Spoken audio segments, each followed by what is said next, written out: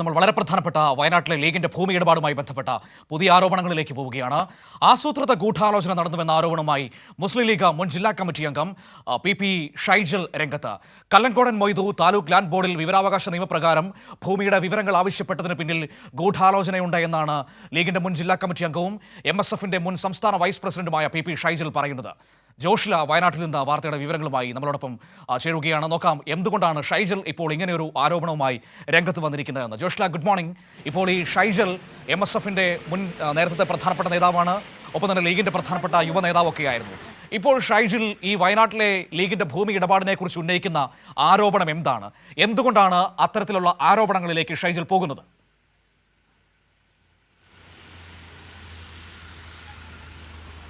മനു, നമ്മൾ കഴിഞ്ഞ ദിവസമൊക്കെ കൊടുത്ത വാർത്തയുണ്ടായിരുന്നു. അതായത് വിവരാവകാശത്തിനായി, തന്റെ ഭൂമി സംബന്ധിച്ചുള്ള വിവരാവകാശത്തിനായി താലൂക്ക് ലാൻഡ് ബോർഡിൽ കല്ലങ്കോടൻ മൊയ്തു അപേക്ഷ നൽകിയിരിക്കുന്നു എന്നുള്ളത്. നമ്മൾ പോലും സംശയിച്ചിരുന്നു, സ്വന്തം ഭൂമിയുടെ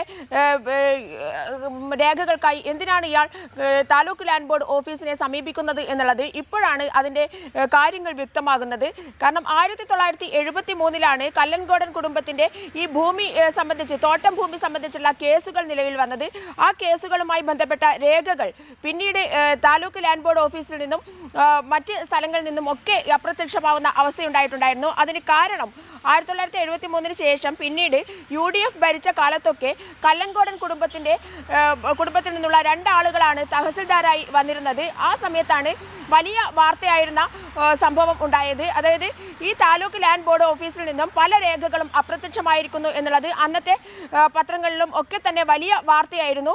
ഇത് കല്ലങ്കോടൻ മൊയ്തുവിൻ്റെ തോട്ടം ഭൂമി ഇടപാടുമായി ബന്ധപ്പെട്ട്, അല്ലെങ്കിൽ ഈ തോട്ടം ഭൂമിയുമായി നിലനിന്നിരുന്ന കേസുകളുടെ രേഖകളടക്കം അവിടെ നിന്ന് അപ്രത്യക്ഷമായിരുന്നു എന്നുള്ള ഒരു വലിയ വാർത്ത, അത് പിന്നീട് UDF ഭരണകാലത്ത് UDF അടിച്ചമർത്തിയ വാർത്തയായിരുന്നു എന്നുള്ളതാണ്. കല്ലങ്കോടൻ മൊയ്തുവിൻ്റെ കുടുംബത്തിന് UDFുമായി വളരെയധികം അടുത്ത ബന്ധമുണ്ടായിരുന്നു എന്നുള്ളത് കൊണ്ട് തന്നെ ആ സമയത്ത് അടിച്ചമർത്തപ്പെട്ട വാർത്തയും ആ സമയത്ത് അപ്രത്യക്ഷമായ രേഖകളുമാണ്. ഇത് കൃത്യമായും കല്ലങ്കോടൻ മൊയ്തുവിന് മാത്രമല്ല, ലീഗ് നേതൃത്വത്തിന് തന്നെ കൃത്യമായിട്ട് അറിയാം.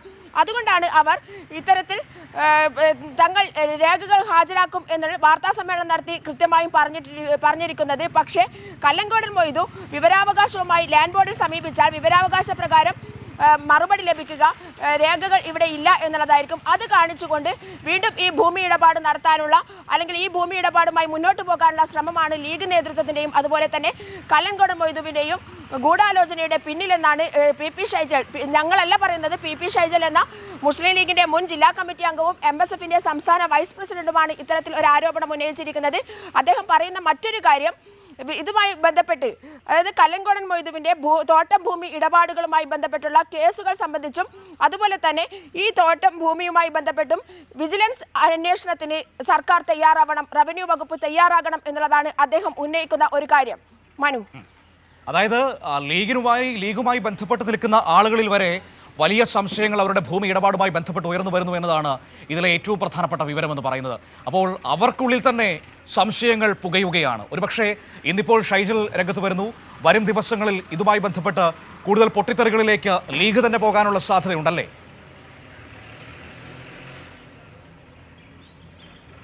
തീർച്ചയായും പൊതുജനങ്ങൾ എന്തായാലും രംഗത്ത് വരും മനു. കാരണം ഇത് ദുരന്ത ബാധിതരുടെ പേര് പറഞ്ഞ് പിരിച്ച ഫണ്ടാണ്. അതായത് മണ്ണിനടിയിൽ കിടക്കുന്ന മനുഷ്യരുടെ ജീവനുകളുടെ വിലയാണ് ഇവർ വിറ്റു തീർക്കുന്നത് എന്നുള്ളതാണ്, സ്വന്തം പോക്കറ്റിലേക്ക് എടുത്തു മാറ്റുന്നത് എന്നുള്ളതാണ്. എന്തിൻ്റെ പേരിലാണ് പണം പിരിച്ചതെന്ന് ഇപ്പോഴും ലീഗ് നേതൃത്വത്തിന് ബോധ്യം വന്നിട്ടില്ല. അതിന് ആരൊക്കെയാണ് കൂട്ടുനിൽക്കുക, ആരാണ് പ്രത്യേകിച്ച് മുസ്ലിം സമുദായത്തിൽ ഇങ്ങനെ ഒരു ദുരന്ത ബാധിതരുടെ ഫണ്ട് ഉപയോഗിച്ച് വിൽപ്പന നടത്തുക, സ്വന്തം കീശ വീർപ്പിക്കുക എന്നുള്ള രീതിയിലേക്ക് പോകുന്നതിനോട് ആരെങ്കിലും കൂട്ടുനിൽക്കുമോ എന്നുള്ള കാര്യം സംശയമാണ്. അതുകൊണ്ട് തന്നെയാണ് ലീഗ് നേതൃത്വത്തിന് ഇത്രയധികം വെപ്രാളവും പേടിയും ഒക്കെ ഉള്ളത്. ഇന്നലെ കുഞ്ഞാലിക്കുട്ടി അടക്കം വയനാട് എന്ന് കേട്ടപ്പോൾ മറുപടി പറയാതെ തിരിഞ്ഞു നടന്നു എന്നുള്ളതാണ് നമുക്ക് ലഭിച്ച വിവരം. കോഴിക്കോട് വെച്ച് അദ്ദേഹം മാധ്യമങ്ങളെ കണ്ടിരുന്നു. എന്നാൽ വയനാട് ഭൂമി ഇടപാടുമായി ബന്ധപ്പെട്ട ഒരു കാര്യങ്ങളും സംസാരിക്കാൻ അദ്ദേഹം തയ്യാറായിട്ടില്ല എന്നുള്ളതാണ് നമുക്ക് ലഭിച്ച വിവരം. മനു. ശരി, അപ്പോൾ ഏതായാലും വയനാട്ടിലെ ഭൂമി ഇടപാടിൽ ലീഗിനുള്ളിൽ തന്നെ വലിയ പ്രതിസന്ധികളിലേക്ക് കാര്യങ്ങൾ പോകുന്നു. ലീഗുമായി ബന്ധപ്പെട്ട് നിൽക്കുന്ന ആളുകളൊക്കെ വിമർശനങ്ങളുമായി രംഗത്ത് വരുന്നു എന്നതാണ് ഇപ്പോൾ നമുക്ക് പറയാൻ കഴിയുന്ന ഏറ്റവും പുതിയ വാർത്തയെന്ന് പറയുന്നത്.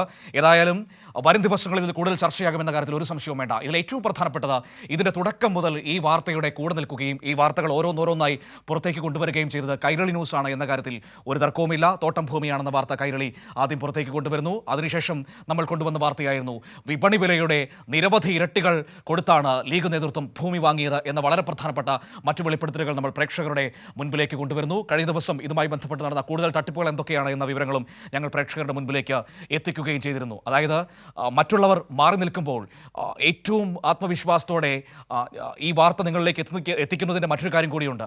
ഇത് മണ്ണിനടിയിൽ പോയ മനുഷ്യരുടെ പേര് പറഞ്ഞുകൊണ്ടാണ് ഇവരിതൊക്കെ ചെയ്യുന്നത്. അതുകൊണ്ട് തന്നെ ആ മനുഷ്യരുടെ ഓർമ്മകളെയെങ്കിലും നമുക്ക് നല്ല രീതിയിൽ കൊണ്ടുപോകണം. അവരുടെ ഓർമ്മകളെ പോലും വഞ്ചിക്കാൻ നമുക്ക് അനുവദിച്ചുകൂടാ. അതുകൊണ്ടാണ് ആ വാർത്തയുടെ കൂടെ ഞങ്ങൾ ഇങ്ങനെ അടിയുറച്ച് നിൽക്കുന്നത്.